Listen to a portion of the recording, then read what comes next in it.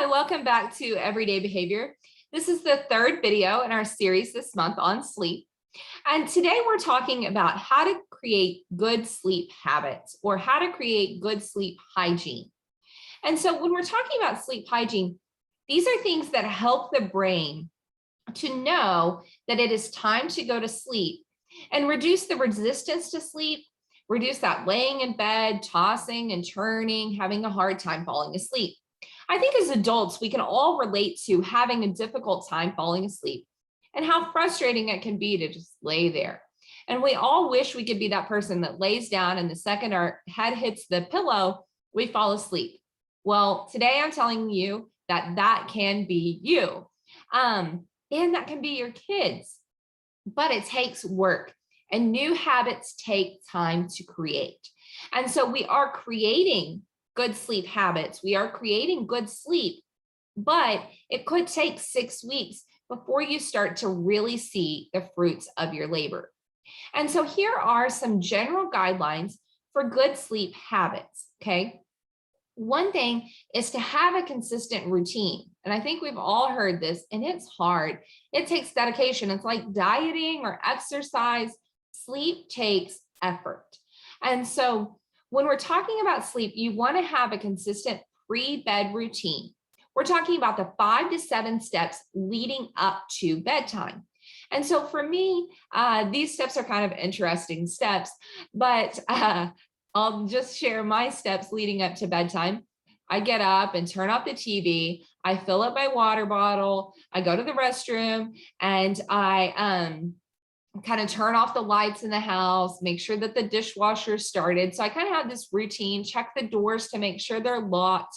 And so that little routine there, it's signaling to my brain that sleep is coming. And as long as I follow those consistent steps right before bed, then my brain automatically, without me having to think about it, starts to release melatonin and all of the other neurochemicals that are important for falling asleep. The same is true for your kids. So for our daughter, her routine is ridiculous. So we have, of course, all the bath time, bedtime routine, but immediately prior to going to bed, we sing the ABCs, the Itsy Bitsy Spider, we count to 25, we spell her name, we say her prayer, and we get in bed. So she has these songs, this has evolved over time, that she insists upon singing right before bedtime. But that's important for triggering to her brain that we are going to sleep. And so you want to look at those 5 to 7 steps leading up to bed, and how can you make that as consistent as possible? You also want to have consistent bedtimes.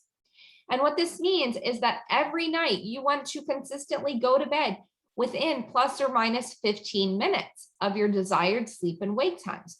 So if your desired sleep time is 10:15 or 10 o'clock, you need to go to bed no later than 9:15 or 9:45 to 10:15. So you're going to always shoot for 10 o'clock, but plus or minus that 10 o'clock, you don't ever want to deviate more than 15 minutes. For your child, if they need to be in bed and going to sleep at 7:30 or 8 o'clock, okay, let's say 8 o'clock, then that means bedtime needs to happen no earlier than 7:45. So bedtime cannot be a punishment.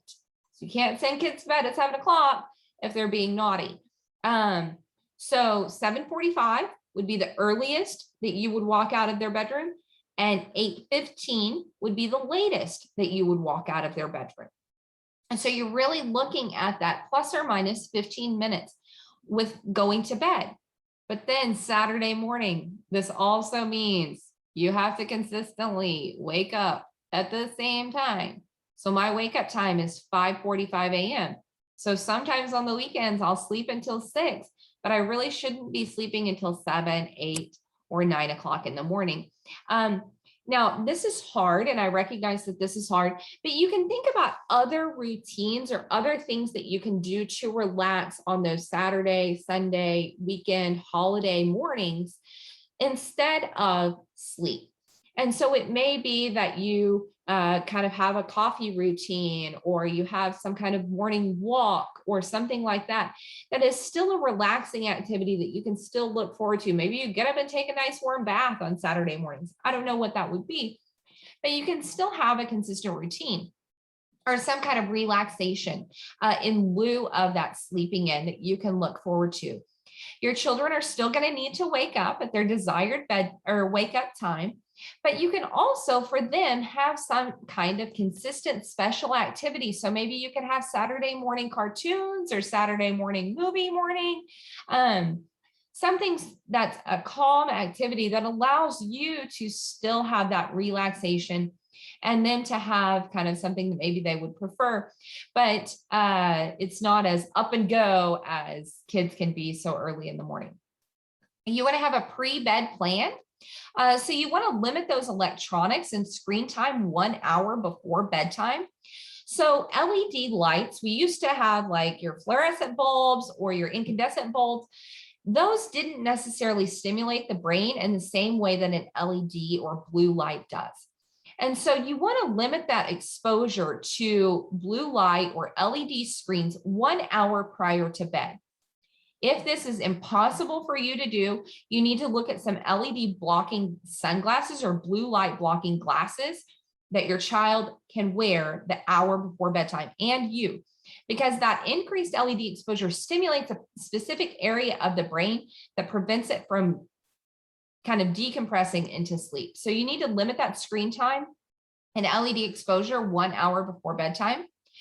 You want to make sure you have quiet activities in the hour before bed. So reading a book, playing a board game. Those are some good quiet activities, but also you want to work with blood pressure. And so when you take a warm bath and you get out of that bath, it adjusts your blood pressure so that if you immediately take a warm bath right before getting into bed, that drop in your blood pressure is going to assist in falling asleep, and that works for your kids too. And so you want that bath, not a hot bath, a warm bath, and you want that to occur as close to getting into bed as possible. You want to set the tone in the bedroom. So one of the things is that the more we do in the bedroom, the less the bedroom signals to our brain that we should be asleep. And so if your kids are reading in their bed, they're playing in their bed, they're playing on their video games in their bed, they're playing Barbies in their bed, or they're just playing in their room a lot outside of bedtime, then their brain doesn't get the message that when you lay in bed, you should go to sleep. So the only time your children should touch their bed or lay in their bed is at that bedtime routine when you're reading those books and getting ready for bed and when they're sleeping. You also want to make sure that the temperature is cool in the bedroom. They say the optimal temperature is 68 degrees. I think that varies for individuals because at 68 degrees, I'm freezing, but you want to make sure that it's a cool temperature in the room. You want to have as few lights on as possible. Even though our eyelids block the light, that additional light that's coming in can, in some kids, especially kids with more neurological concerns or inherent sleep problems or insomnia, that additional light can really interfere with sleep. And so you want to watch for that. You also want to make sure to limit any other noise or other variables. So turn down the TV in other parts of the house, especially if you're staying up. Make sure that when you are right after, take that time, right after you put them in bed, take that time to do a quiet activity yourself so that there's not like dishes or other things that could be keeping them up. So you really want to limit other noise as much as possible. We talked about consistency, but be consistent as well in taking your kids back to the bed. And so if they get up, and we'll talk about some of the things when kids won't stay in their bed or when kids won't go to sleep, but during this learning period, you're going to take them back to bed. You don't want to ever let them fall asleep on the couch or fall asleep with you or fall asleep in your bed or go back to sleep in your bed. One of the things that's important to know are the variables that are present when you're falling asleep. Those are the variables that are signaling melatonin and signaling sleep. And so those variables, whether that's you, the lighting, the sounds, the temperature, all of those things are things that are signaling to the brain to fall asleep.